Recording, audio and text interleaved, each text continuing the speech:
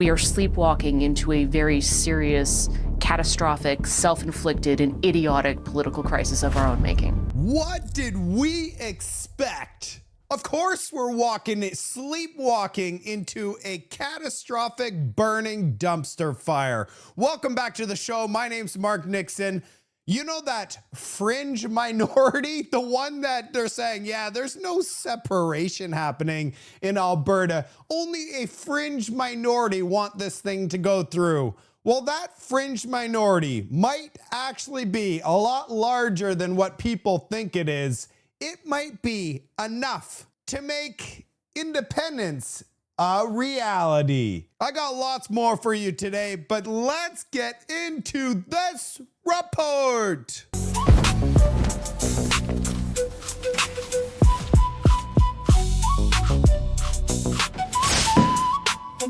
Mark Carney and the Liberals know that Alberta separation is no joke. That's why Mark Carney flew to BC and told David Eby, you better allow this pipeline or else all of your projects of national interest, and BC has 33%. One in every 3 projects is in British Columbia, and you, David Eby, will get nothing. So you better allow this pipeline, because right now, Alberta is separating from Canada. You best believe it. Warned the Prime Minister not to reward Alberta with a pipeline over separatism concerns. Mark Carney has a warning of his own. If British Columbia blocks mega projects, Ottawa will need to take its attention elsewhere. That tension was the backdrop to a meeting between the Premier and Prime Minister yesterday. David Thurton shows us how it went. Mark Carney attempting to win over a room and a province, reassuring them after his energy deal with Alberta. In the weeks ahead, we will engage with British Columbia. In fact, the hours ahead. I'm going to see the Premier in a moment. Lately, the Prime Minister and BC's Premier haven't been seeing eye to eye. There's no doubt in my mind but that the Prime Minister is a friend to British Columbia. And an important part of friendship is telling each other the truth. Both Carney and Daniel Smith have said their pipeline deal was signed in part to show Canada can work for Albertans. But that has angered some in the province of BC. If things get stalled here, we're going to be spending more time elsewhere in the country, because we need to move forward. We need to invest at scale in the country. There's a lot of things going on, but we should take a look at some data.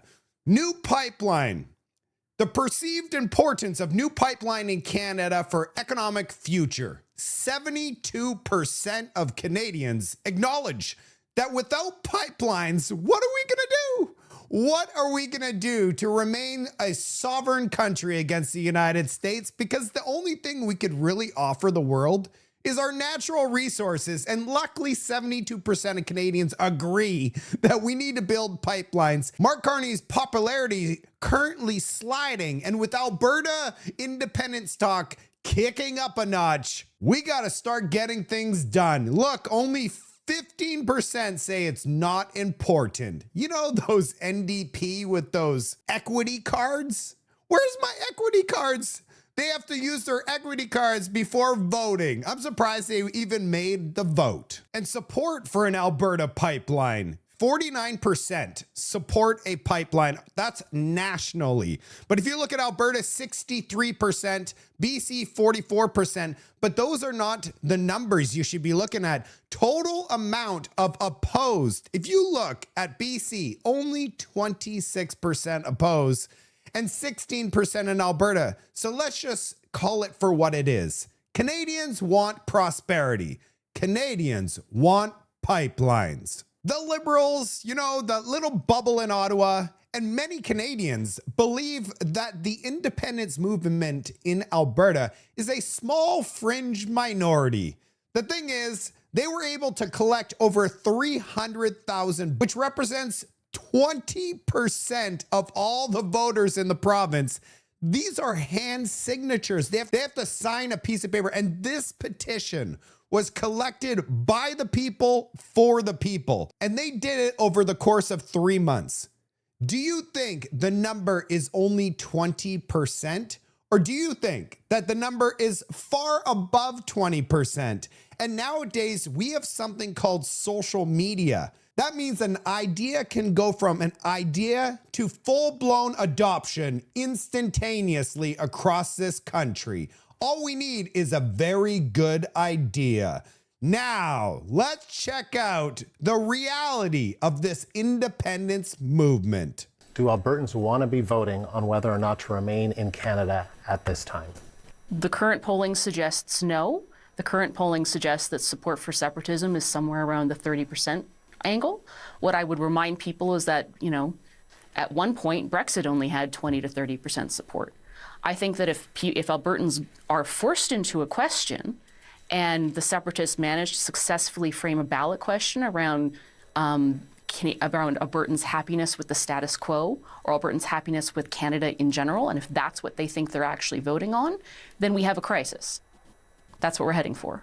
Listen, I think you bring up Brexit. You can bring up the 1995 referendum. At the beginning of that, it was 60-40 for the Federalists, and we know it was a whisker. The no side won by a whisker, 50,000 votes, 50.6% to 49.4%. That was before smartphones. That was before social media. That was before overt interference by a hostile American administration.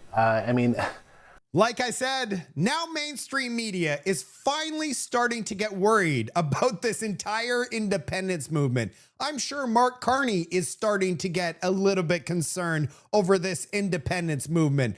That is why he's saying, yeah, we better just act like we're about to give you a pipeline, but not give you a pipeline, maybe get a pipeline next year, just to kick this can down the road and make this thing go to court. Well, all I have to say is Danielle Smith is listening to her people. She's going to make an announcement today, and I believe she's going to put the question on the referendum.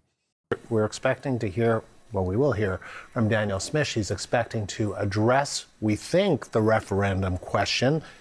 Is that what you think? What are you watching for in her remarks? Well, look, I'm going to start with a caveat in that this is Alberta. Literally anything can happen in the next 7 hours. Almost nothing would surprise me. But the rumor is that at present that the plan here is to put some form of a succession question on the ballot in October, and that's what she's planning to announce. Whether or not she actually announces that by 7 o'clock this time, I don't know. But that's the current rumor. If that's the case, then effectively what's happening is that we are sleepwalking into a very serious, catastrophic, self-inflicted, and idiotic political crisis of our own making. Hold back there, Jen. No, I know, and... Hold back here, Jen. Hold back those horses. Don't hold back, Jen. Do not hold back. Just let it all out. We are headed directly for a catastrophic nuclear missile that just goes boom. How you like them apples, Mark Carney? You and the Liberals deserve it all after 11 straight years of leading Canada off this cliff. This separatist talk is hitting all the headlines. Here we have Pierre Poilievre touching on the subject, saying, before the Liberals, when it was a conservative-led government, there was no such thing as independence talk. It was only about 10 years ago, under a conservative government, where there was absolutely no separation movement whatsoever in Alberta. That's right. And the PQ and the BQ, the two separatist parties in Quebec, they didn't even exist anymore. They have been wiped off the electoral map. And it was thought that separatism was a thing of the past in Canada. I want to thank Prime Minister Harper for uniting the country in that way, because it is the job of a Prime Minister to unite. And it's worth asking how the current Prime Minister is doing in that regard, given the situation in both Quebec and in Alberta. But as for me, I know where I stand. I stand for a united country, and we're going to campaign every day and every way to unite this country around hope. Thank you. Pierre Poilievre's right on that one. When you lose hope, and there is no more hope to go around, this is what happens. Everybody wants off of the sinking Titanic. The Liberals should know better. After a straight decade, you know how many Canadians want off of this sinking Titanic? 8.2 million Canadians voted for change. There's no more industrial carbon taxes. There's no more radical environmental agenda. Let's make money, okay? Let's fill up our pockets full of cash and put this woke dystopian nightmare behind us. Now let's take a look at capital deployed over the last 5 years. We are currently in a low. Canada has declined in entrepreneurial environment, you think? And capital issues, and the data shows that capital deployed has declined 22% from year 2024 to 2025, making it the worst year for capital deployment in the last 5 years. The Liberals brag on a daily basis that foreign direct investment is at an all-time high in Canada, but there is a reason it is like this. You probably already know the reason, but Pierre Poilievre brings receipts and the facts. Zero. Now, the Liberals love to brag about foreign direct investment. Foreign direct investment? According to Statistics Canada, that increase is exactly the result of one thing: American companies buying out Canadian companies. Not new investment in new activities, simply taking ownership over Canadian assets. They get the control and the ownership. So when Donald Trump said he wanted to make Canada the 51st state, he doesn't need to use tanks. All he has to do, all that has to happen is have a liberal-led government allow the economy to crumble. Our dollar is in free fall right now, making our dollar worthless. And U.S. companies are flying in. And yeah, we have the maximum amount of foreign direct investment because Canada is a free-for-all. Companies are coming in and buying up all of Canada's assets right now. Not investment. For every dollar of foreign investment in Canada coming in, $2 have left. That's the largest capital exodus in Canadian history, and it's on top of the $1 trillion of net investment that has left since Liberals took office. Stats Canada reports that 112,000 Canadians have lost their jobs since the beginning of this year. Unemployment is now 6.9%, a third higher than in the U.S. and the second highest in the G7. No wonder the Office of the Superintendent of Bankruptcies found that in the first 3 months of 2026, the number of Canadians needing to reorganize their finances to avoid bankruptcy has gone up by 8%. In fact, it's the highest level since 2009 in the middle of the Great Global Recession. And no wonder CMHC says that mortgage delinquencies have reached the highest level since COVID. The streets are also overrun with crime and drugs as Carney has kept all of Trudeau's... I'm a data guy, so let's fact check Pierre Poilievre. Here we have Greater Vancouver and the Fraser Valley foreclosures. The foreclosures, look at this rocket ship. It was down and it went straight up. And guess what? There's no down. It's just straight up. We have exceeded all other foreclosures in history. Well, all the way going back to 2009. And while the Canadian economy is in free fall, right off of a massive cliff, ready to go boom, we have Mr. Net Zero announce of a maybe, potentially thinking about pipeline. Discussions on a potential pipeline to transport at least 1 million barrels a day of low-emission Alberta crude to Asian markets. Low emission, decarbonized oil. We're going to be selling the world decarbonized oil. Can I show everybody what oil looks like? Decarbonized oil. Does anybody know how much carbon is in crude oil? 87%, 83 to 87%. Look at the blockchain. It's all carbon and hydrogen. So you're going to take the carbon out of oil? What do you have left? You have nothing left. Oil is stored carbon. Well, my first concern about this Canadian government is how they deal with two outstanding issues in the MOU.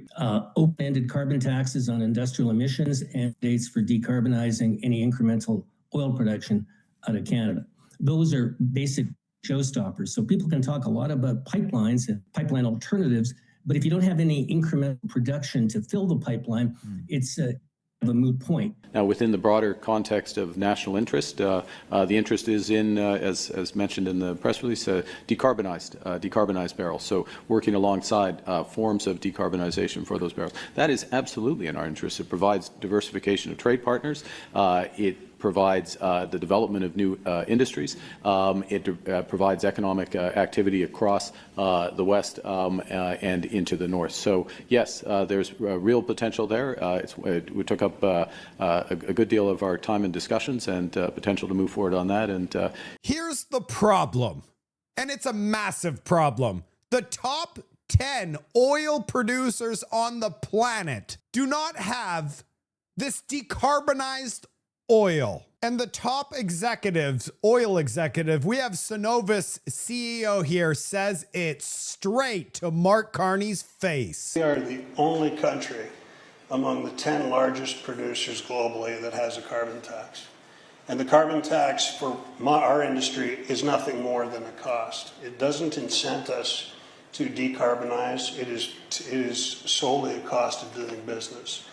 So when you think about what we intended to do with the carbon tax, is it really works when it's globally applied, and that can be passed on to the consumer.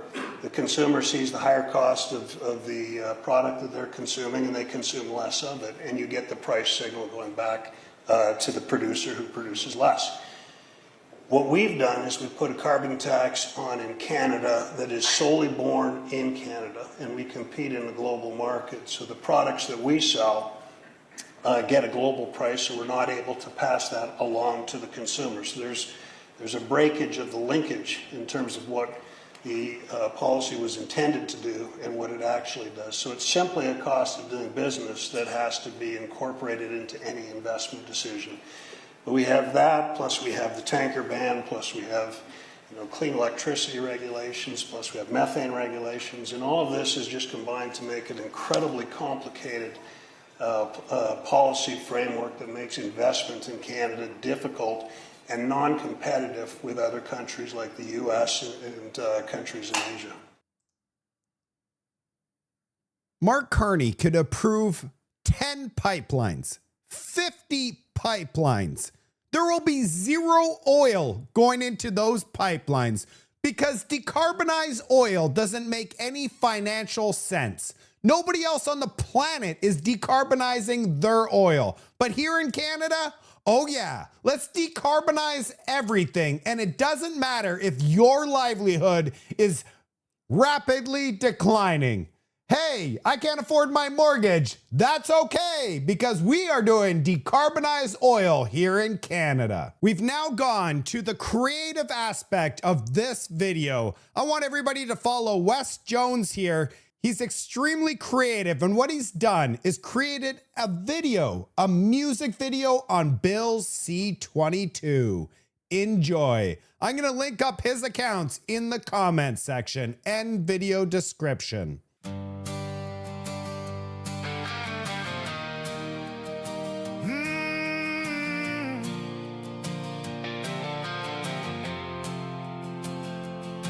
In the great white north, where the maple leaves sway, Carney liberals just paved a brand new way. Bill C-22 drops like a digital cage. 1 year of metadata on every page. Who you called, who you texted, where your phone has been. Location pings mapping your life on a screen. No war and no reason, just reasonable suspicion. Turning 40 million free souls into a prison. This is Big Brother in a maple leaf mask, surveillance state. And they're filling the flash signals, packing bags when scraps closing the door. Shopify's Toby screaming, never no more. Made an apple, U.S. Congress in shock. They all warned us, this bill's a totalitarian lock. Kill Bill C-22, burn it to the ground. Our freedom's on fire, hear the liberty sound. Hey! They want back doors in every app that we trust. Gag orders so the companies can't even cuss. Join the surveillance stream. Civil liberties groups, cryptographers too. 25 organizations saying this won't do. Privacy commissioner locked out of the room while police get the keys to your whole life. Zoom. Authority totalitarian creep, lowering the bar, chilling free speech, tracking who we are. Charter rights burning in a bureaucratic fire. This ain't protection, it's state-sponsored wire. Companies fleeing, investment gone dry. Tech scene collapsing while the watchers multiply. This is Big Brother in a maple leaf mask. Surveillance state and they're filling the flash. Signals packing bags when scraps closing the door. Shopify's Toby screaming never no more. Meta and Apple, US Congress in shock, they all warned us. This bill's a totalitarian lie. Kill Bill C-22, burn it to the ground, our freedom's on fire. Hear the liberty sound. Kill it, kill Bill C-22. Oh. Kill it, kill Bill C-22. Kill it. Privacy's dying, what are we gonna do? Kill it. Canada, wake up before the cage snaps shut. Freedom forever, we will not be tracked.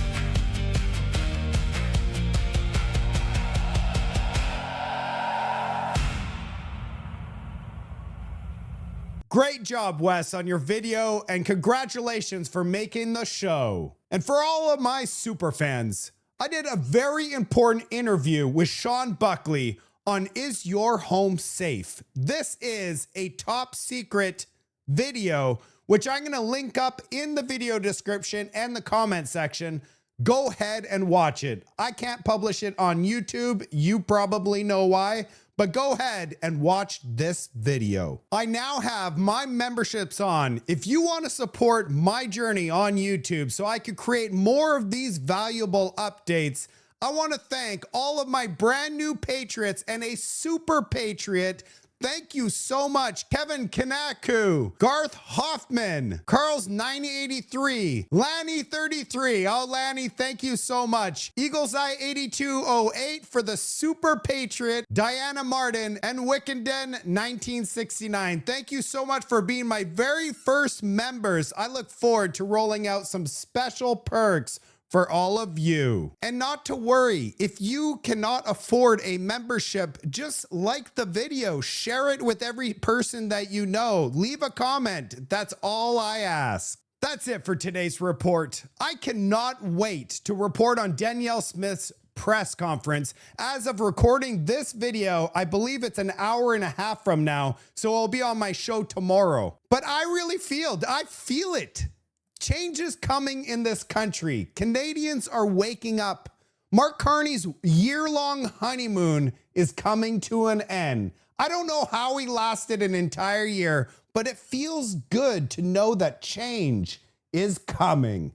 Make sure you leave a comment on this video. I will see you on the next report.